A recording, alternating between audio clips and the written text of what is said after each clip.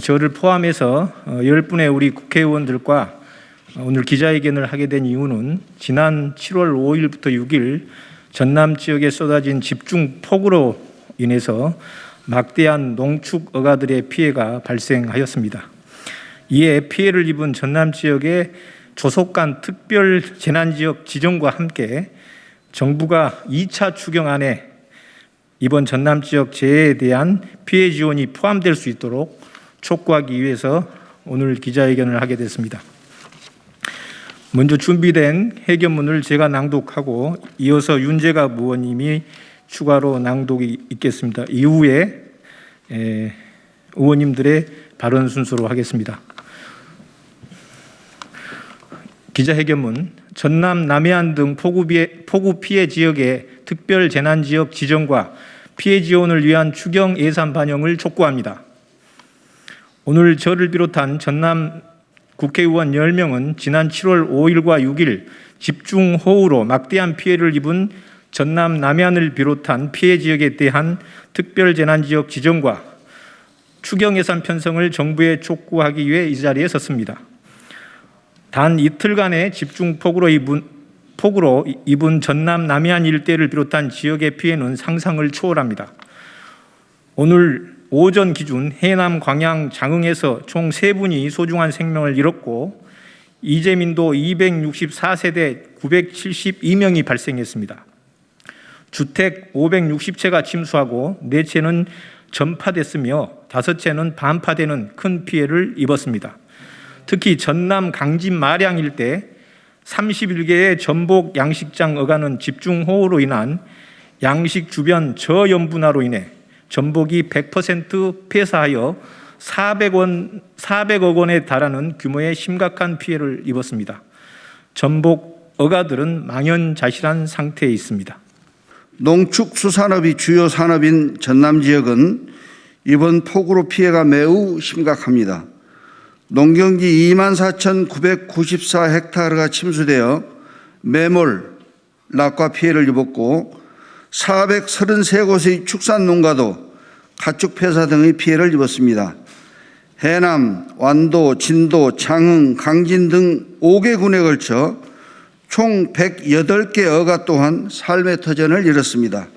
더욱이 제방과 저수지, 배수시설 같은 농업 기반 시설은 예산 부족으로 사업이 더디 진행되어 이번 피해를 키운 꼴이 됐습니다. 게다가 도로, 철도, 상하수도 등이 유실되는 등 전남 남해안 일대를 비롯한 피해 지역에는 수마가 핥히고 한 상처로 큰 고통을 겪고 있습니다. 전남 지역은 지난해 8월에도 역대급 폭우로 9명이 사망하고 1명이 실종되는 등 10명의 인명피해가 발생했습니다. 또한 2,774명의 이재민이 발생하였고 주택 1,898동이 파손되거나 침수됐으며 농경지 6,823헥타가 물에 잠겼습니다. 지난해와 올해 연이은 자연재난으로 농축수산의 기반이 붕괴 직전에 놓인 전남 남해안 일대를 비롯한 피해 지역에 대한 지원이 시급하고 절실합니다. 정부의 특별 재난지역 지정을 통한 복구 지원으로 고통을 겪는 전남 남해안 일대를 비롯한 피해 지역 농축 어가들이 다시 일어날 수 있도록 삶의 희망을 드려야 합니다. 다시 한번 전남 남해안 일대를 비롯한 피해 지역의 폭우 피해 지원을 위한 특별 재난지역 지정과 추경 예산 반영을 정부에 강력히 촉구합니다.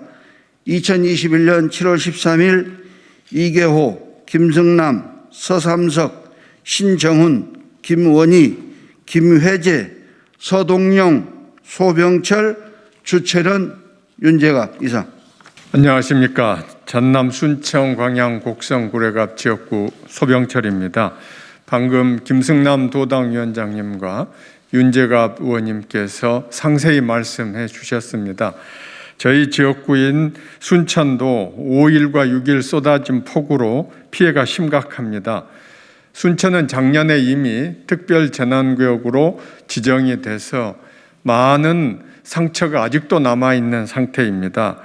이번 폭우로 토사유칠 및 사면유칠이 55건, 농경지 침수 10건 등 총 90건의 피해와 10억 원 이상의 재산 피해가 발생했습니다. 전남 광양에서는 인명피해도 있었습니다.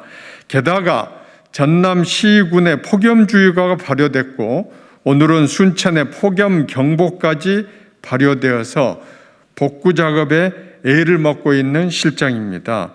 우리 전남 의원들은 이번에 편성될 추경안에 집중폭우로 피해를 입은 전남 남해안 지역을 비롯한 순천 지역의 항구적인 수해 복구를 위한 2차 추가 경정 예산안 편성을 정부와 국회 예결위원회 다시 한번 강력히 촉구하는 바입니다. 감사합니다.